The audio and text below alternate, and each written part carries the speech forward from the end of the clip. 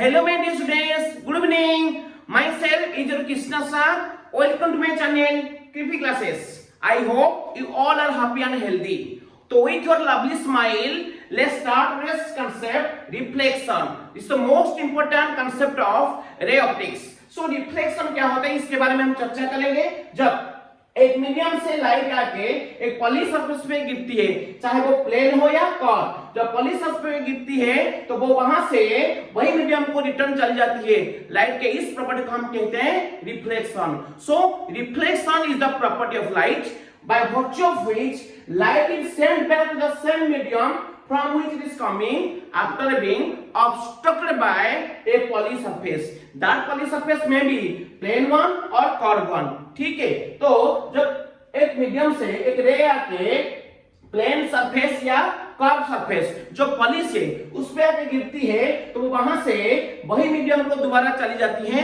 Light के इस property को हम कहते हैं रिफ्लेक्शन यानी कि प्रतिफलन। So reflection is the property of light. Reflection light का वो धर्म है बाय वर्च्यू ऑफ व्हिच जिसके वजह से light is sent back to the same medium from which it is coming. Light वही मीडियम को चला जाता है जहां से वो आया था after being obstructed by a poly surface। एक पॉली सरफेस के ऊपर रोकने के बाद, स्ट्राइक होने के बाद एक मीडियम से आया हुआ रे वही मीडियम को लौट जाती है। लाइट के इस प्रॉपर्टी को हम कहते हैं रिफ्लेक्शन यानी कि प्रतिफलन। ठीक है, तो देखते हैं कि रिफ्लेक्शन से आप कितने टर्म कनेक्टेड है। तो first one your incident ray. What is incident रे?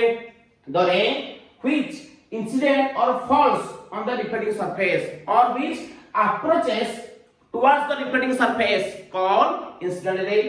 What is reflected ray?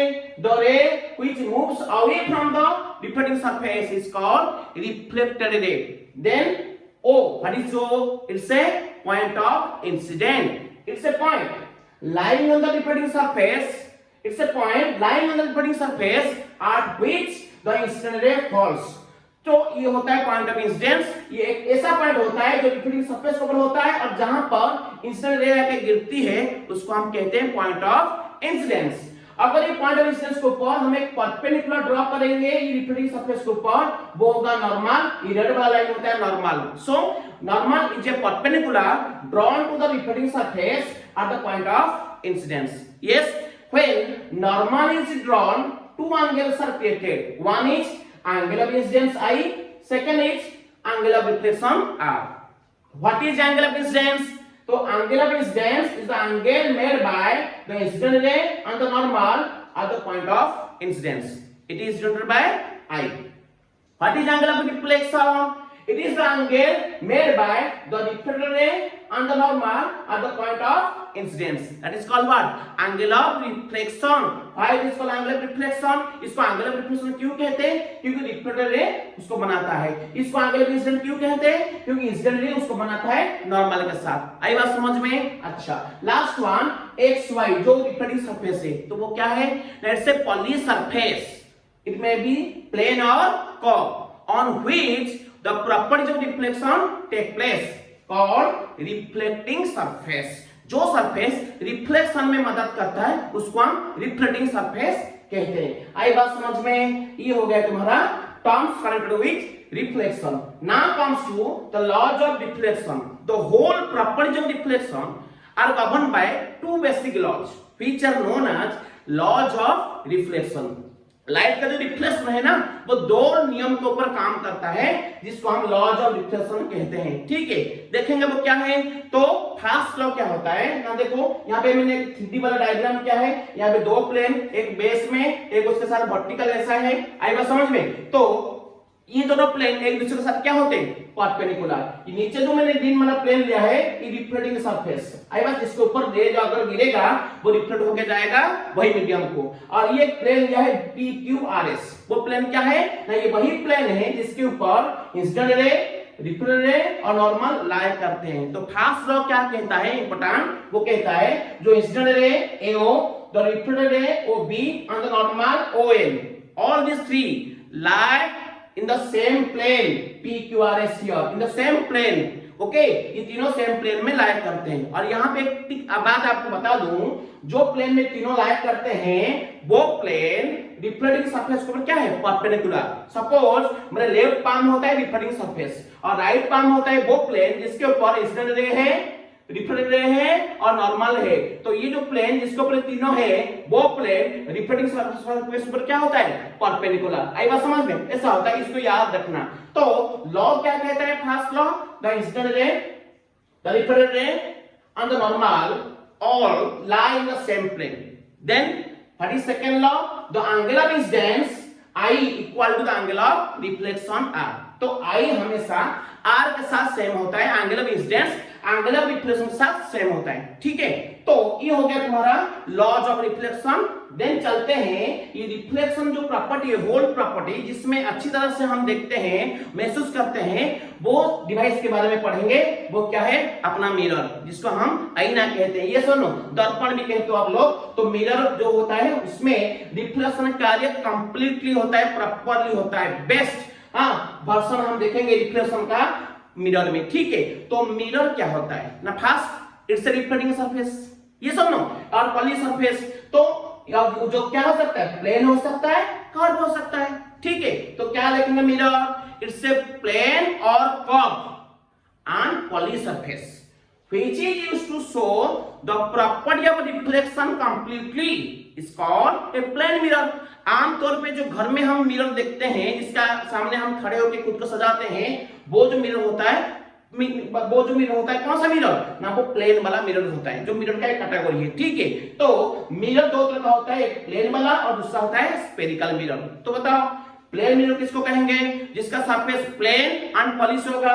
Spherical mirror किसको कहेंगे, जिसका सरफेस कर्व्ड एंड पॉलिश होगा, उसको स्फेरिकल मिरर कहेंगे। इसको हम आगे टॉपिक में बात करेंगे, स्फेरिकल मिरर की बात, ठीक है। तो आज का जो कांसेप्ट है वो पढ़ेंगे हम प्लेन मिरर के ऊपर। आई बात समझ में। तो मिरर क्या हुआ, द प्लेन और curved and polish surface which is used to show the property of reflection properly or completely is called a mirror.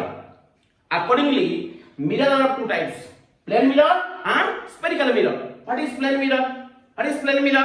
The surface plane होना चाहिए और वो पॉलिश होना चाहिए, ठीक है समझ में। और spherical mirror surface curved and polish होना चाहिए। तो प्लेन मिरर की बात करेंगे तो क्या है, the plane and polish surface or poly surface which is used to show the properties of reflection completely is called a plane mirror. आई बात समझ में। प्लेन मिरर इसीलिए इसका सरफेस प्लेन है और पॉलिश तो होना ही है रिफ्लेक्शन दिखाने के लिए, इसलिए उसका नाम है प्लेन मिरर। जो घर में हम इस्तेमाल करते हैं आमतौर पे वो होता है plane mirror. Is it clear? So come to the image. तो इमेज प्लेन मिरर में कैसे बनता है, तो हमारा जो प्रतिबिंब, हमारा जो प्रतिछवि होता है, तो प्रतिबिंब जिसको हम कहते हैं, हमारा पर छाया होता है जो हम देखते हैं मिरर में, वो इमेज किस तरह होता है, उसका प्रॉपर्टी क्या है, वो देखेंगे प्लेन मिरर में। आई बात समझ में। और चलेंगे image form by plane mirror. Plane mirror में इमेज कैसे बनता है गौर से देखो, ठीक है। तो यहाँ पे मैंने एक पॉइंट ऑब्जेक्ट लिया, मैंने कहा था ऑब्जेक्ट दो तरह का होता है, पॉइंट ऑब्जेक्ट और एक होता है एक्सटेंडेड ऑब्जेक्ट, लंबा वाला ऑब्जेक्ट, एक बिंदी वाला ऑब्जेक्ट। तो मैंने पॉइंट ऑब्जेक्ट लिया, यहाँ पे दो रे को मैंने इंसिडेंट किया है, एक वाला देखो ग्रीन वाला इंसिडेंट और दूसरा आता है ब्लू वाला रे वाला इंसिडेंट। इंसिडेंट दो तरह का होता है, एक होता है नॉर्मल इंसिडेंट, अगर परपेंडिकुलर होकर वो इंसिडेंट हो रहा है उसको हम कहते हैं नॉर्मल इंसिडेंट, और अदर कोई एंगल में अगर इंसिडेंट हो रहा है उसको कहते हैं ऑब्लिक्यू इंसिडेंट और एंगुलर इंसिडेंट, ठीक है। इधर दो तरह का मैंने इंसिडेंट किया है, एक होता है नॉर्मल इंसिडेंट OA और दूसरा होता है ऑब्लिक्यू इंसिडेंट OO2, ठीक है। देखो ध्यान से, जो नॉर्मल इंसिडेंट हुआ OA वो मिरर के ऊपर गिरा कहां पे, O1 पॉइंट पे, जिसको हम कहते हैं इस पॉइंट का पॉइंट ऑफ इंसिडेंस। तो वहां पे गिर के वो क्या हुआ, वही पाथ में रिफ्लेक्ट हो गया, हाँ। तो वही पाथ में वो वापस चला रिफ्लेक्ट होके। क्यों ऐसा हुआ बताओ, देखते हैं इसके पीछे लॉजिक क्या है। देखो OA क्या होता है, ये होता है तुम्हारा इंसिडेंट रे, ठीक है। इंसिडेंट रे कैसे गिर रहा है, नॉर्मल आ रहा है, मतलब इंसिडेंट रे जो है नॉर्मल वही। तो इंसिडेंट रे और नॉर्मल वही होंगे, एक होंगे, तो उनके बीच जो एंगल बनता है आई, जिसको हम कहते हैं एंगल ऑफ इंसिडेंस। अगर ये दोनों सेम होगा, देखो मेरी उंगली को देखो, अगर ये इंसिडेंट रे है, ये होता है नॉर्मल, इनके बीच में एंगल होता है आई। अगर ये दोनों सेम हो जाएंगे तो आई बॉन्ड हो जाएगा, आई कुछ नहीं बनेगा, आई मतलब क्या हो जाएगा 0। तो इंस्टेंट रे नॉर्मल सेम हुए तो ये आई उनका क्या होगा 0 होगा। अगर आई 0 होगा, you know from laws of reflection का सेकंड पार्ट जो I इक्वल R है, नहीं तो अगर I 0 होगा तो जाहिर सी बात R 0 होगा। तो R क्या है एंगुलर रिफ्लेक्शन किसके बीच में, रिफ्लेक्टेड रे नॉर्मल के बीच में। अगर R 0 हुआ, ये कब 0 होगा, ये R 0 होगा कब होगा जब रिफ्लेक्टेड रे और नॉर्मल एक हो जाएंगे। आई बात समझ में, मतलब ये रिफ्लेक्टेड रे नॉर्मल के पाथ में ही जाएगा, इसीलिए वो नॉर्मल के पाथ में जा रहे हैं टू मेक R 0। हाँ तो ये हो गया तुम्हारा नॉर्मल इंसिडेंट की बात। अब चलते हैं सेकंड, कौन सा ऑब्लिक इंसिडेंट। देखो O2 में गिरा, यहां से रिफ्लेक्ट होके कहां जा रहा है O2C में जा रहा है, ठीक है। तो ये O2C पाथ में चला गया, ये कहां चला गया रिफ्लेक्ट होके O1B पाथ में चला गया। देखो दोनों रिफ्लेक्टेड रे को देखो, एक ग्रीन वाला रिफ्लेक्टेड रे O1B और होता है ब्लू वाला रिफ्लेक्टेड रे O2C। ये कैसे जा रहे हैं देखो, ये ऐसे आ रहा था, ऐसे रिफ्लेक्ट होके ऐसे गया और ये ऐसे आ रहा था, रिफ्लेक्ट होके ऐसे जा रहा है। देखो एक दूसरे से वो क्या हो रहे दूर जा रहे हैं, they are diverging from each other. जितने वो आगे आगे जाएंगे उनके बीच में गैप क्या हो रहा है बढ़ रहा है, मतलब वो आगे कभी भी नहीं मिलेंगे, कभी मिलेंगे नहीं तो मिलेंगे नहीं। तो क्या करेंगे साहब, नहीं इन दोनों रे जो डाइवर्ज होके जा रहे हैं, ये दो जो रिफ्लेक्टेड रे डाइवर्ज होके जा रहे हैं, इनको हम पीछे प्रोड्यूस किए, इसको भी पीछे बढ़ाए। जब बढ़ाए ए पॉइंट पर मिलता हुआ उनको लगेगा, ठीक है लगेगा जैसे वो ये पॉइंट से निकलता हुआ। मानो जैसे आपको फील होगा ये जो रे और ये जो रिफ्लेक्टेड रे O2C और O1B ये पॉइंट से निकलता हुआ, तो ये पॉइंट को क्या कहते हैं डाइवर्जिंग पॉइंट, और जहां पर उनका वर्चुअल इमेज बनेगा। You remember one thing, divergent रे ही वर्चुअल, डाइवर्जेंट रे जो होते हैं ना वो वर्चुअल इमेज ही बनाते हैं, और कन्वर्जेंट रे क्या होते हैं ना वो मिलके कौन सा इमेज बनाते हैं रियल इमेज बनाते हैं। तो ये क्या हुई डाइवर्ज हुई, जो पीछे बढ़ाए यहाँ पे मिले तो यहाँ पे उनका इमेज बनेगा, कौन सा इमेज वर्चुअल इमेज, क्योंकि ये रे डाइवर्ज हो रहे हैं, डाइवर्ज बैकवर्ड प्रोड्यूस होकर इमेज दे रहे हैं तो वो होगा virtual image. Is it clear? अच्छा ये हो गया वर्चुअल इमेज। मैं आज लास्ट वीडियो में कहा था इमेज का नेचर दो तरह का होता है, एक होता है रियल इन्वर्टेड, दूसरा होता है वर्चुअल इरेक्ट। जो वर्चुअल होगा मतलब जो डाइवर्जेंट रे से बना होगा वर्चुअल, वो इरेक्ट हमेशा होगा। कैसे ना, अगर ऑब्जेक्ट रहा प्रिंसिपल एक्सिस के ऊपर, इमेज भी कहां आएगा प्रिंसिपल एक्सिस के ऊपर रहेगा। ऐसा ऑब्जेक्ट है तो इमेज भी ऐसा आएगा, मतलब ऑब्जेक्ट का सर अगर ऊपर है इमेज का सर भी ऊपर होगा, वो होगा इरेक्ट। इन्वर्टेड क्या होगा, अगर ऑब्जेक्ट प्रिंसिपल एक्सिस के ऊपर, इमेज कहां आएगा प्रिंसिपल एक्सिस के नीचे, तो इसका अगर सर ऊपर है इसका सर कहां आएगा नीचे आएगा, ये होता है इन्वर्टेड। और इन्वर्टेड किसके लिए होता है रियल के लिए होता है, RI रियल के लिए इन्वर्टेड, और दूसरा इरेक्ट किसके लिए होता है वर्चुअल के लिए। तो V कोड याद रखो, वेरी VERI, भी एक जोड़ा है, मतलब जो वर्चुअल होगा वो इरेक्ट होगा, एक होता है RI जो रियल होगा वो क्या होगा इन्वर्टेड, ठीक है। तो यहाँ पे तो इमेज वर्चुअल हो रहा है तो वो क्या होगा इरेक्ट। आप देख रहे होंगे घर में, खड़े हो जाए घर में आपके प्लेन मिरर के सामने तो क्या दिखेगा ना, आपका आप मतलब कौन हो, आप ऑब्जेक्ट हो, आपका सर कहां दिख रहा है ऊपर, आपका जो इमेज तस्वीर आएगा मिरर के अंदर वो उसका सर कहां होगा ऊपर, मतलब दोनों ऐसे रहेंगे। ऑब्जेक्ट अगर ऊपर उसकी ओर दिख रहा है और उसका इमेज भी सर ऊपर की ओर दिखेगा, मतलब वो क्या हुआ इरेक्ट। तो जो वर्चुअल होता है वो इरेक्ट ही होता है, इसको याद रखो। आई बात समझ में? अब चलते हैं कि जो इमेज बना प्लेन मिरर का वर्चुअल इरेक्ट, ये जो इमेज बना इसका कुछ कुछ प्रॉपर्टी है जिसके बारे में हम बात करेंगे, ठीक है। तो प्रॉपर्टीज में क्या क्या है वन बाय वन देखते हैं प्रॉपर्टीज। तो फर्स्ट प्रॉपर्टी क्या है बताओ, यहाँ पे देखेंगे प्रॉपर्टीज। तो प्रॉपर्टीज मतलब properties of the image form by plane mirror. First property क्या है ना, image is virtual and erect. First case image is virtual and erect, diagonal ray से बन रहा है वर्चुअल और इरेक्ट होगा, मतलब ऑब्जेक्ट प्रिंसिपल एक्सिस के ऊपर, इमेज प्रिंसिपल एक्सिस के ऊपर। आपका सर दिख रहा है ऊपर, प्लेन मिरर में देखोगे आपका इमेज तो उसका सर ऊपर दिखता हुआ नजर आएगा, ठीक है। तो इमेज हुआ वर्चुअल एंड इरेक्ट। सेकंड क्या है ना, मिरर से ऑब्जेक्ट जितना दूरी पर रहेगा उसका इमेज उतनी दूरी पर आएगा। आप प्लेन मिरर से 2 फुट पीछे खड़े रहो, आपका इमेज भी 2 फुट मिरर से रहेगा।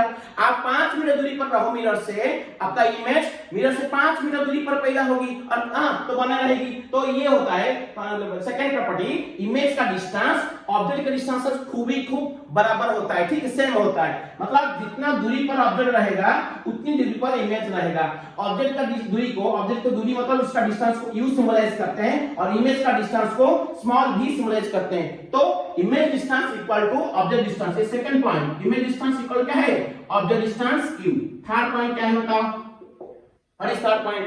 द इमेज साइज बराबर टू ऑब्जेक्ट साइज।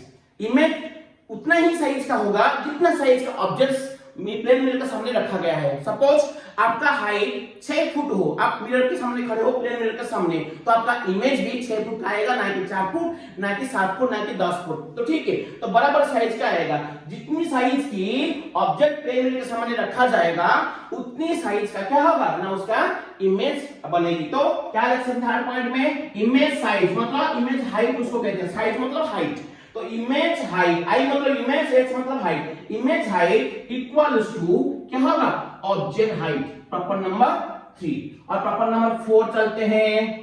4 क्या है ना? मैग्निफिकेशन। आगे पढ़ेंगे कॉन्सेप्ट चैप्टर के एंड में मैग्निफिकेशन, जिसको लीनियर मैग्निफिकेशन एम क्या होता है? वो होता है image size by object size. अगर दोनों का साइज सेम हुआ, ठीक है, तो उसका मैग्निफिकेशन मतलब HI/HO, दोनों का रेशियो क्या होगा?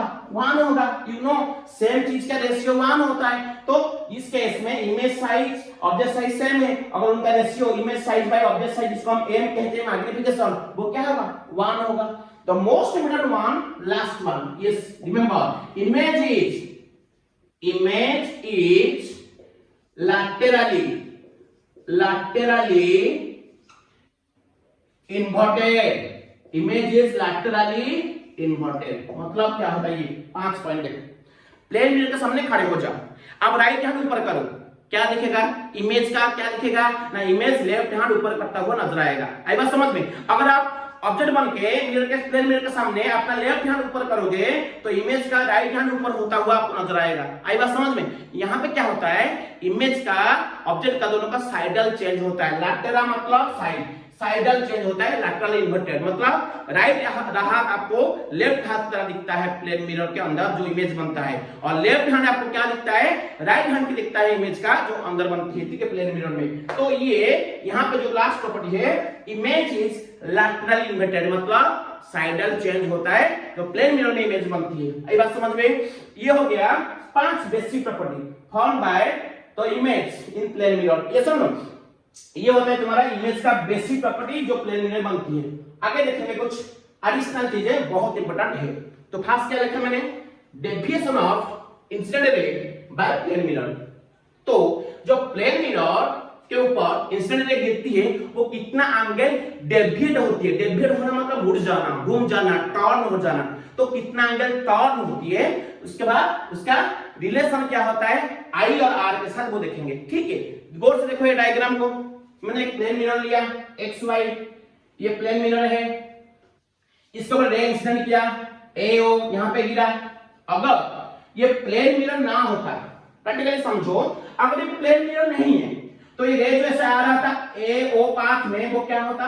सीधा जाता, ओ बी व्यास पाथ में चला जाता। ए ओ बी व्यास पाथ में मतलब स्ट्रेट लाइन में मूव करता। याद रखो, लाइट का प्रॉपर्टी होता है रेक्टिलिनियर प्रोपगेशन। ओके, तो रेक्टिलिनियर प्रोपगेशन ऑफ लाइट क्या होता है ना? जब तक मीडियम होमोजेनियस है, मतलब जब तक मीडियम का ना डेंसिटी चेंज हो रहा है ना मीडियम चेंज हो रहा है, ठीक है, ना उसके सामने कोई ऑब्स्टेकल है, लाइट के सामने कोई ऑब्स्टेकल है ना हो, तो ठीक है, वो अपना स्ट्रेटनेस बनाए रखता है। तो याद रखो एक चीज, अगर रे के सामने, इंसिडेंट रे के सामने कोई भी ऑब्स्टेकल ना हो, अगर मीडियम का डेंसिटी यानी कि मीडियम कुछ चेंज ना हो, ठीक है, तो वो जैसे आ रहा था वो जो डायरेक्शन में, वही डायरेक्शन को मेंटेन करता है। ठीक है, तो अगर यहाँ पे मिरर ना होता, वो कैसे जाता? अपनी रास्ते में जाता, जैसे आ रहा था, जो डायरेक्शन में आ रहा था वही डायरेक्शन में जाता, मतलब along the path A O B जाता। पर ऐसा तो नहीं है, क्योंकि हम ये बात कह रहे हैं अगर मिरर ना होता तो वो सीधा जाता, पर मिरर है तो मिरर में अगर वो गिरेगा उसका क्या होगा? रिफ्लेक्शन होगा। तो वो रिफ्लेक्ट होके चला कहां? यहां से बी की ओर चला, ओ से बी, तो जाना उसको कहां था? अगर मिरर ना होता वो कहां जाता? एओबी डैश में जाता, पर मिरर होने से वो जा कहां रहा है ना, ओबी पाथ में जा रहा है। तो बताओ अपने ओरिजिनल पाथ से मतलब ओरिजिनल डायरेक्शन से वो कितना एंगल घूम रहा है? जितना घूम रहा है वो एंगल को कहते हैं एंगल ऑफ डेविएशन। कितना घूम रहा है देखो, यहां से यहां, ऐसे जाना था, ऐसे जा रहा है, तो इतना घुमा, ये जो घुमा ना, इसको हम डेल कहेंगे। क्या कहेंगे? Del. What is del? Angle of deviation. क्या कहेंगे?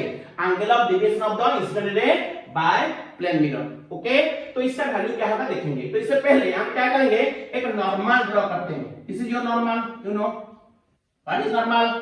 The perpendicular drawn to the reflecting surface at the point of incidence, normal। जब नॉर्मल हो गया इधर दो एंगल आएगा, एक होता है angle of incidence, this one I, this angle of reflection R. ठीक है, तो आई आर आ गया। अब ये डायग्राम को गौर से देखो, पूरा आराम से देखो डायग्राम को। बताओ यहां से यहां पूरा, यहां से यहां ये पूरा एंगल क्या होगा?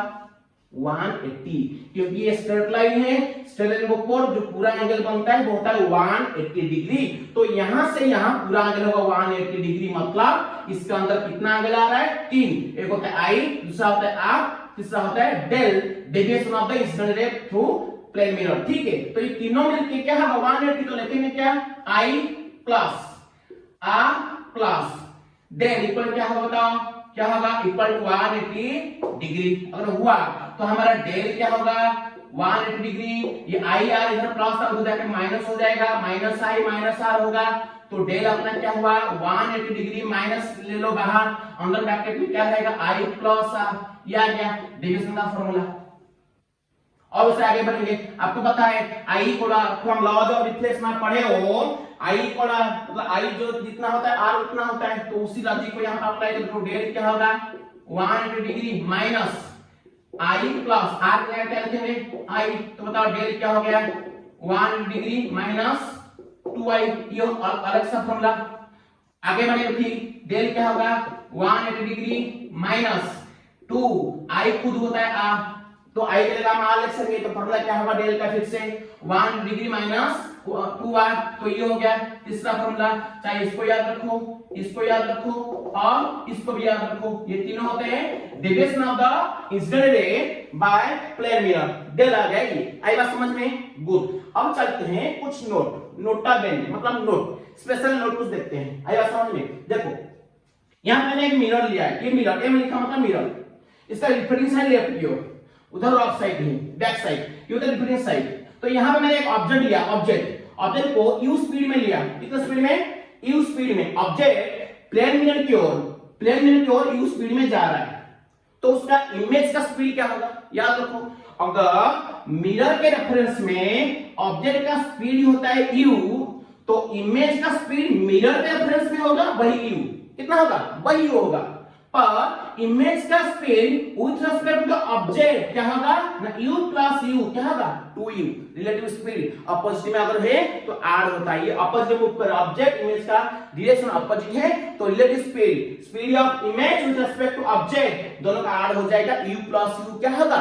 2u होगा। इसीलिए मैंने 2u लिखा। याद रखो इमेज का speed with respect to mirror equal to u, image का speed with respect to object equal to u plus u 2u। Is that clear? ये था फर्स्ट पॉइंट। चलते हैं सेकंड पॉइंट। इंग्लिश में हमारे कितना 26 अल्फाबेट होते हैं, उनमें से 11 अल्फाबेट मैंने लिखा है A H I M O T U V X Y। ये 11 जो होते हैं क्या है? ये 11 जो होते हैं, और एक होता है ये इसका इमेज अगर आप काउंट करोगे, क्या करोगे? इमेज काउंट करोगे तो कहां? प्लेन मिरर के अंदर इसका इमेज देखोगे तो क्या होगा ना, इनका इमेज खूबी खूब उनके जैसा दिखेगा। इनके जैसा? इनके जैसा दिखेगा। आई बात समझ में? ये होते हैं तुम्हारा कौन सा ना, ये वही लेटर हैं जिनका इमेज बराबर उनके जैसा दिखेगा। आई बात समझ में? A H I M O T U V X Y।